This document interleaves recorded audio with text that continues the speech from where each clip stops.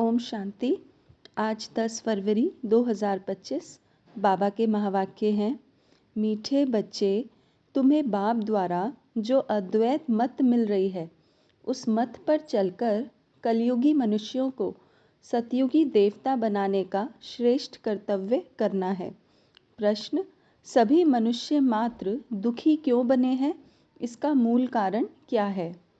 उत्तर: रावण ने सभी को श्रापित कर दिया है, इसलिए सभी दुखी बने हैं। बाप वर्षा देता, रावण श्राप देता, यह भी दुनिया नहीं जानती। बाप ने वर्षा दिया तब तो भारतवासी इतने सुखी स्वर्ग के मालिक बने, पूज्य बने।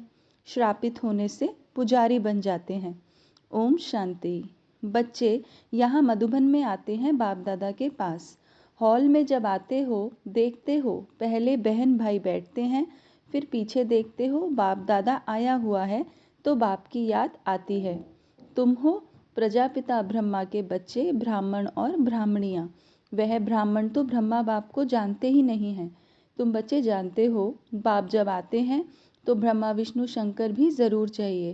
कहते ही हैं त्रिमूर्ति शिव भगवानुवाच। अब तीनों द्वारा तो नहीं बोलेंगे ना। यह बातें अच्छी रीति बुद्धि में धारण करनी है। बेहद के बाप से ज़रूर स्वर्ग का वर्षा मिलता है, इसलिए सभी भक्त भगवान से क्या चाहते हैं? जीवन मुक्ति। अभी है जीवन बंद। सभी बाप को याद करते हैं कि आकर इस बंधन से मुक्त करो। अभी तुम बच्चे ही जानते हो कि बाबा आया हुआ है। कल्प कल्प बाप आते हैं, पुकारते भी हैं, तुम मात पिता हम बालक तेरे, परंतु इसका अर्थ तो कोई भी नहीं समझते।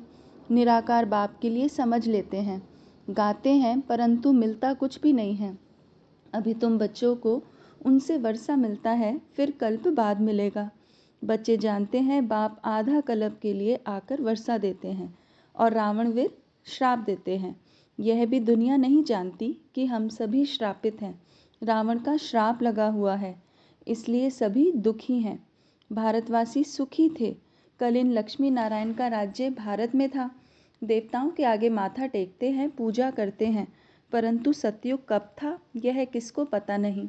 अब देखो लाखों वर्ष की आयु सिर्फ सतयुग की दिखा दी है, फिर त्रेता की, द्वापर कलयुग की। इस हिसाब से मनुष्य कितने ढेर हो जाएं। सिर्फ सतयुग में ही ढेर मनुष्य हो जाएं। कोई भी मनुष्य की बुद्धि में नहीं बैठता है।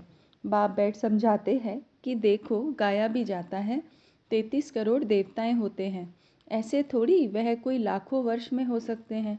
तो यह भी मनुष्यों को समझाना पड़े। अभी तुम समझते हो कि बाबा हमको स्वच्छ बुद्धि बनाते हैं, रावण मलेच्छ बुद्धि बनाते हैं। मुख्य बात तो यह है, सतयुग में है पवित्र, यहाँ है अपवित्र। यह भी किसको पता नहीं है कि राम राज्य कब से कब तक, रावण राज्य कब से कब तक होता है। समझते हैं यहाँ ही राम राज्य भी है, रावण राज्य भी है। अनेक मत मतांतर है ना। जितने हैं मनुष्य उतनी है मतें।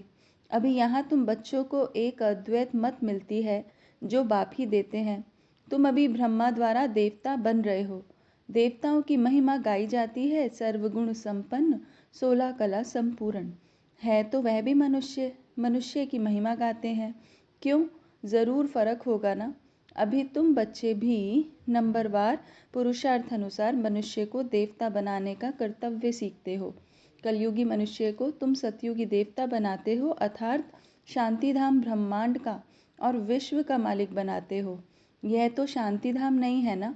यहाँ तो कर्म ज़रूर करना पड़े। वह है स्वीट साइलेंस होम।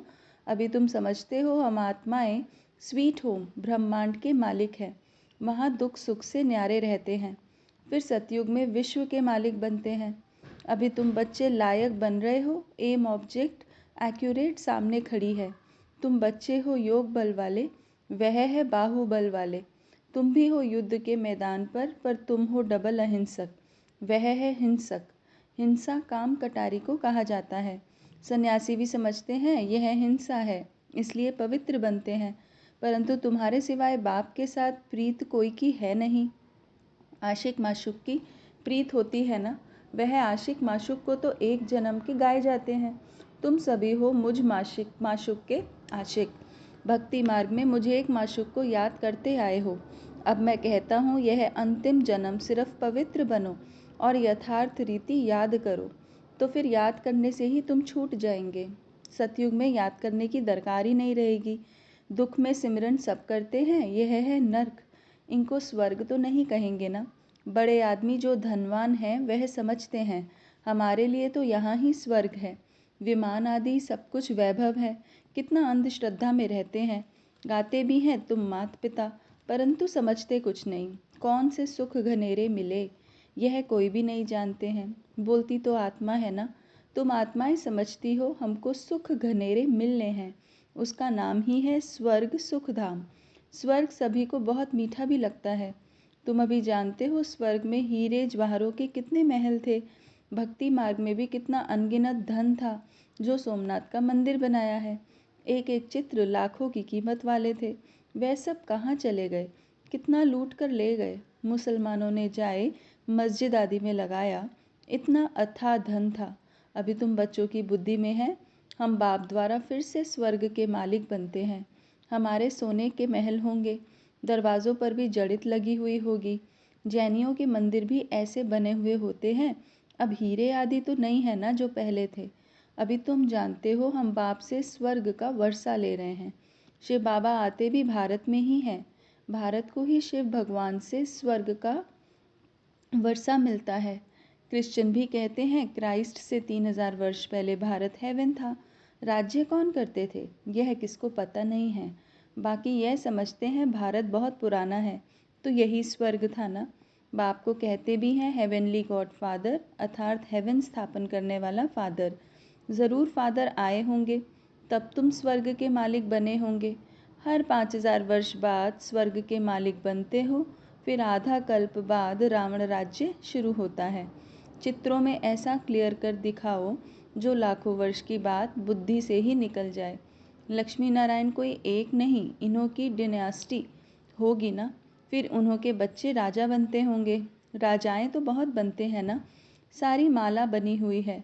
माला को ही सिमरन करते हैं ना। जो बाप के मददगार बन बाप की सर्विस करते हैं उन्हों की ही माला बनती है। जो पूरा चक्र में आते पूज्य पुजारी बनते हैं उन्हों का यह यादगार है। तुम पूज्य से पुजारी बनते हो तो फिर अपनी माला को बैठ पूजते हो।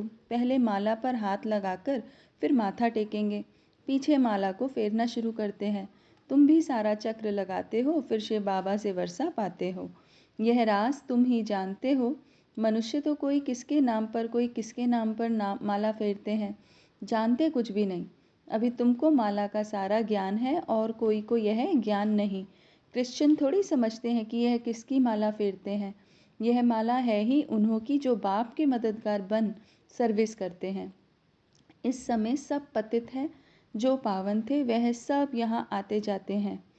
आते आते सब पतित बने हैं। फिर नंबरवार सब जाएंगे, नंबरवार आते हैं, नंबरवार जाते हैं। कितनी समझने की बातें हैं। यह झाड़ है, कितने टाल टालियाँ मठ पंथ हैं। अभी यह सारा झाड़ खलास होना है, फिर तुम्हारा फाउंडेशन लगेगा। तुम हो इस झाड़ के फाउंडेशन। उसमें सूर्यवंशी चंद्रवंशी दोनों हैं। सतयुग त्रेता में जो राज्य करने वाले थे उन्हों का अभी धर्म ही नहीं है, सिर्फ चित्र हैं। जिनके चित्र हैं उन्हों की बायोग्राफी को तो जानना चाहिए ना। कह देते फलानी चीज़ लाखों वर्ष पुरानी है, अब वास्तव में पुराने ते पुराना है आदि सनातन देवी देवता धर्म। उनके आगे तो कोई चीज़ हो नहीं सकती। बाकी सब 2500 वर्ष की पुरानी चीज़ें होंगी, नीचे से खोद कर निकालते हैं ना।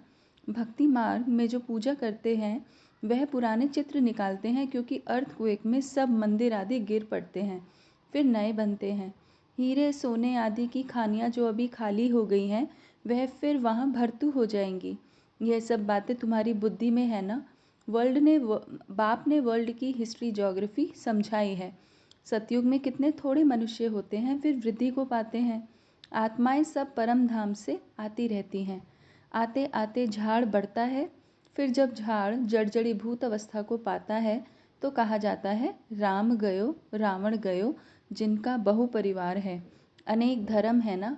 हमारा परिवार कितना छोटा है, यह सिर्फ ब्राह्मणों का ही परिवार है। वह कितने अनेक धर्म है, जनसंख्या बतलाते हैं ना। वह सब है रावण संप्रदाय। यह सब जाएंगे, बाकी थोड़े ही रहेंगे। रावण संप्रदाय फिर स्वर्ग में नहीं आएंगे, सब मुक्तिधाम में ही रहेंगे। बाकी तुम जो पढ़ते हो वह नंबरवार आएंगे स्वर्ग में। अभी तुम बच्चों ने समझा है कैसे वह निराकारी झाड़ है, यह मनुष्य सृष्टि का झाड़ है। यह तुम्हारी बुद्धि में है। पढ़ाई पर ध्यान नहीं देंगे तो इम्तिहान में नापास हो जाएंगे। पढ़ते और पढ़ाते रहेंगे तो खुशी भी रहेगी। अगर विकार में गिरा तो बाकी यह सब भूल जाएगा। आत्मा जब पवित्र सोना हो तब उसमें धारणा अच्छी हो। सोने का बर्तन होता है पवित्र गोल्डन। अगर कोई पतित बना तो ज्ञान सुना नहीं सकता। अभी तुम सामने बैठे हो, जानते हो गॉडफादर शिव बाबा हम आत्माओं को पढ़ा रहे हैं। हम आत्माएं इन ऑर्गन्स द्वारा सुन रही हैं, पढ़ाने वाला बाप है। ऐसी पाठशाला सारी दुनिया में कहाँ होगी। वह गॉड फादर है, टीचर भी है, सतगुरु भी है, सबको वापस ले जाएंगे। अभी तुम बाप के सम्मुख बैठे हो, सम्मुख मुरली सुनने में कितना फ़र्क है। जैसे यह टेप मशीन निकली है, सबके पास एक दिन आ जाएगी। बच्चों के सुख के लिए बाप ऐसी चीज़ें बनवाते हैं, कोई बड़ी बात नहीं है ना। यह सावल शाह है ना, पहले गोरा था अभी सांवरा बना है, तब तो श्याम सुंदर कहते हैं। तुम जानते हो हम सुंदर थे, अब श्याम बने हैं, फिर सुंदर बनेंगे। सिर्फ एक क्यों बनेगा, एक को सर्प ने डसा क्या। सर्प तो माया को कहा जाता है ना। विकार में जाने से सांवरा बन जाते हैं। कितनी समझने की बातें हैं, बेहद का बाप कहते हैं। गृहस्थ व्यवहार में रहते यह अंतिम जन्म फॉर माई सेक, माना मेरे सदके पवित्र बनो। बच्चों से यह भीख मांगते हैं, कमल फूल समान पवित्र बनो और मुझे याद करो, तो यह जन्म भी पवित्र बनेंगे और याद में रहने से पास्ट के विकर्म भी विनाश होंगे। यह है योग अग्नि, जिससे जन्म जन्मांतर के पाप दग्ध होते हैं। सतो प्रधान से सतो रजो तमो में आते हैं तो कला कम हो जाती है, खाद पड़ती जाती है। अब बाप कहते हैं सिर्फ माम एकम याद करो। बाकी पानी की नदियों में स्नान करने से थोड़ी पावन बनेंगे। पानी भी तत्व है ना, 5 तत्व कहे जाते हैं। यह नदियाँ कैसे पतित पावनी हो सकती हैं। नदियाँ तो सागर से निकलती हैं। पहले तो सागर पतित पावन होना चाहिए ना। अच्छा, मीठे मीठे सिक्की लदे बच्चों प्रति माता पिता बाप दादा का याद प्यार और गुड मॉर्निंग। रूहानी बाप की रूहानी बच्चों को नमस्ते। हम रूहानी बच्चों की रूहानी माता पिता बाप दादा को याद प्यार गुड मॉर्निंग और नमस्ते। ओम शांति। धारणा के लिए मुख्य सार। पहला पॉइंट है, विजय माला में आने के लिए बाप का मददगार बन सर्विस करनी है। एक माशूक के साथ सच्ची प्रीत रखनी है, एक को ही याद करना है। दूसरा, अपनी एक्यूरेट एम ऑब्जेक्ट को सामने रख पूरा पुरुषार्थ करना है। डबल अहिंसक बन मनुष्य को देवता बनाने का श्रेष्ठ कर्तव्य करते रहना है। वरदान, विजयीपन के नशे द्वारा सदा हर्षित रहने वाले सर्व आकर्षणों से मुक्त भव।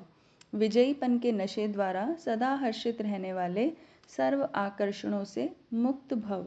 विजयी रत्नों का यादगार बाप के गले का हार आज तक पूजा जाता है, तो सदा यही नशा रहे कि हम बाबा के गले का हार विजयी रतन है। हम विश्व के मालिक के बालक हैं। हमें जो मिला है वह किसी को भी मिल नहीं सकता।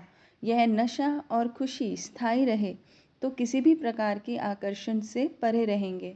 जो सदा विजयी है वो सदा हर्षित है, एक बाप की याद के ही आकर्षण में आकर्षित है। स्लोगन, एक के अंत में खो जाना अर्थात एकांतवासी बनना।